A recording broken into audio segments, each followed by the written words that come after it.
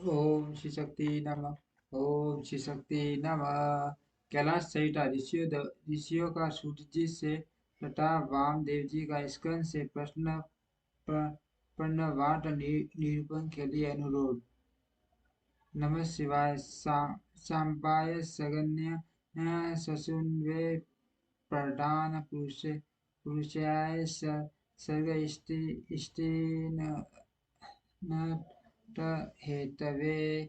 जो प्रधान प्रकृति और पुरुष के नियता तथा सृष्टि पालन और संहार के कारण है, उन पार्वती सहित शिव को उनके पार्षदों और पुत्रों के साथ प्रणाम है। ऋषि बोले, सूर्य जी, हमने अनेक आज्ञा आज्ञा आज्ञा से युक्त परम मनोहर उमा सहिता सुनी। अब आप शिव तत्व का ज्ञान बढ़ाने वाली कैलाश सहिता का वर्णन कीजिए। व्यास जी ने कहा, पुत्र, शिव तत्व का प्रतिपादन करने वाली दिव्य कैलाश सहिता का वर्णन करता हूँ, तुम प्रेम पूर्वक सुनो। तुम्हारे प्रति स्नेह होने के कारण ही मैं तुम्हें ये प्रसंग सुना रहा हूँ। इतना कहकर व्यास जी ने काशी में मुनियों के साथ मुनियों के तथा सूर्य जी के सवाद व्यास मुनि मुनि सवाद शिव पार्वती सवाद शिव जी के द्वारा पार्वती के प्रति संन्यास पद्धति संन्यासाचार संन्यास मंडल संन्यास पद्धति न्यास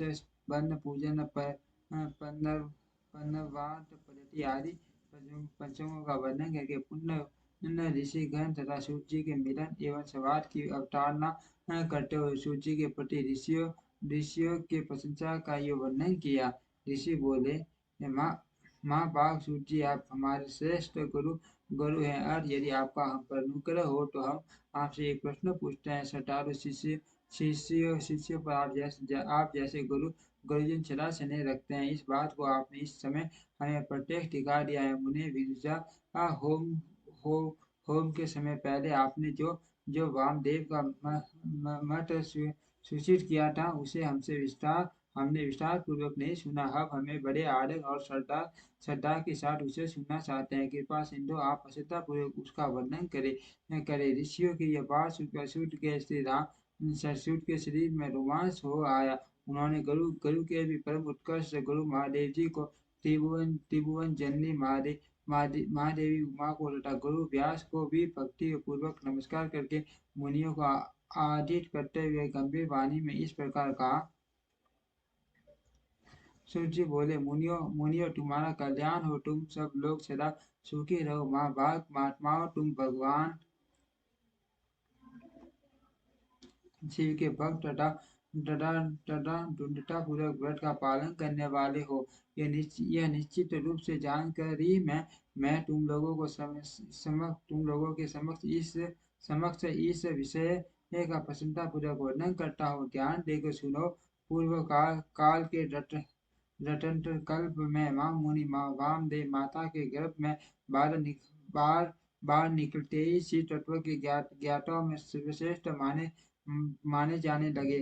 वे वेदों आगम पुराणों तथा अन्य सब शास्त्रों के भी तात्विक अर्थ को जानने वाले थे। देवता असुर तथा मनुष्य आदि जीवों के जन्म कर्मों का उन्हें परिपाटी ज्ञान था। उनका संपूर्ण अंग भस्म लगाने से उज्जवल दिखाई देता था।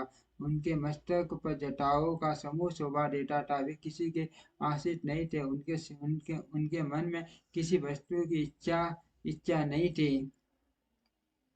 वे शीतभूषण आदि दंडों से परे तथा अहंकार शून्य थे। वे दिगंबर माँ ज्ञानी महात्मा दूसरे महेश्वर के सम्मान जान पड़ते थे। उन्हीं के जैसे स्वभाव वाले बड़े बड़े मुनि शिष्य होकर उन्हें घेरे रहते थे। वे अपने शरणों के स्पर्श जनित पुण्य से इस पृथ्वी को पवित्र करते हुए सब ओर से विचरते और अपने शीत को निरंतर परम धाम स्वरूप परम ब्रह्म परमात्मा में लगाए रहते थे। इस तरह घूमते हुए वामदेव जी ने मेरु के दक्षिण शिखर कुमार श्रेणी में प्रसन्नता पूर्वक प्रवेश किया, जहाँ मयूरवान शिव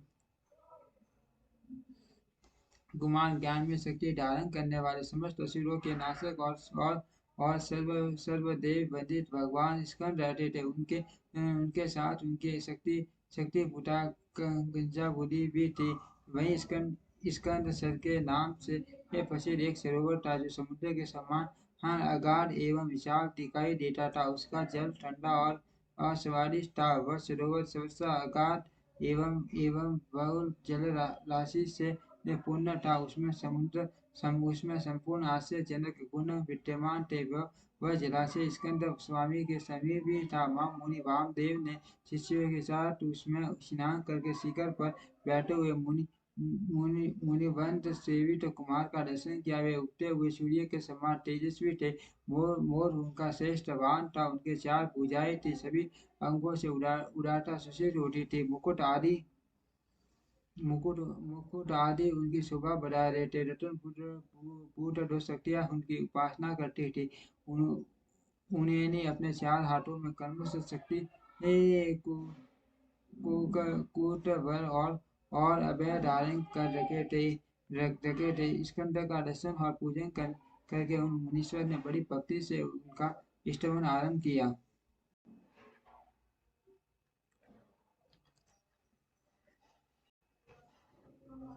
वामदेव बोले, जो पंदव के वांछाट पंदवाद के प्रतिपादक पंदवाक्षर रूप बीज से युक्त तथा पंदव रूप है, उन आप स्वामी कार्तिकेय को बारंबार नमस्कार है।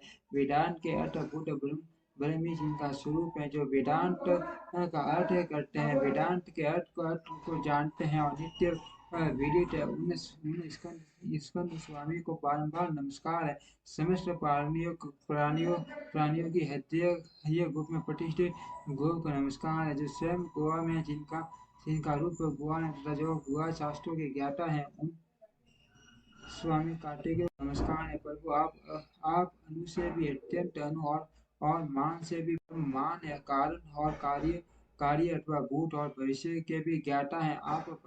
आप परमात्मा स्वरूप को नमस्कार है। आप स्कंद माता के गर्भ से संयुक्त हैं। स्कंद गर्भ से स्खलनीय आपका रूप है। आप सूर्य और अरुण के समान तेजस्वी है। पारिजात की माला से शोभित मुकुट आदि धारण करने वाले आप स्कंद स्वामी को सदा नम शंकर। आप शिव के शिष्य और पुत्र हैं। शिव कल्याण देने वाले हैं।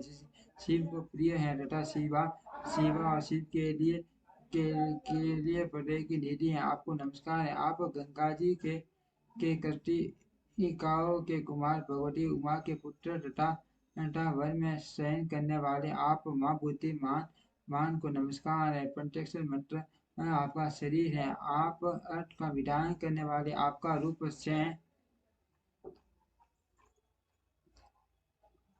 छह मार्गों से परे हैं। आप सदानंद नंद को बारंबार नमस्कार है। द्वादश सात मन आपके 12 विशाल नेत्र और 12 उठी हुई भुजाएं हैं। उन भुजाओं में आप 12 आयुध धारण करते हैं। आपको नमस्कार है। आप चतुर्भुज रूपधारी शांत तथा चारों भुजाओं में कर्म शक्ति को कूट वर और अभय धारण करते हैं। आप असुर विदारण देवों को नमस्कार है। आप वक्ष स्थल गजावल्ली के कुशों में लगे हुए कुकुम से अंकित हैं। अपने छोटे भाई गणेश जी की आनंदमयी महिमा सुनकर आप मन ही मन आनंदित होते हैं। आपको नमस्कार है।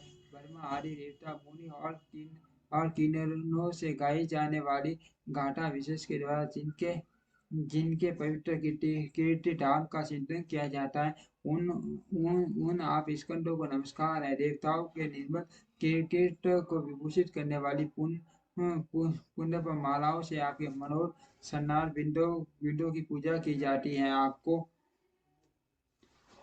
नमस्कार है। जो वामदेव द्वारा वर्णित इस दिव्य स्कंद स्रोत का पाठ या श्रवण करता है, वह परम गति को प्राप्त होता है। यह स्रोत बुद्धि को बढ़ाने वाला, सिद्ध वृद्धि करने वाला, आयु आरोग्य तथा धन की प्राप्ति करने वाला और सदा संपूर्ण अभिष्टों को देने वाला है।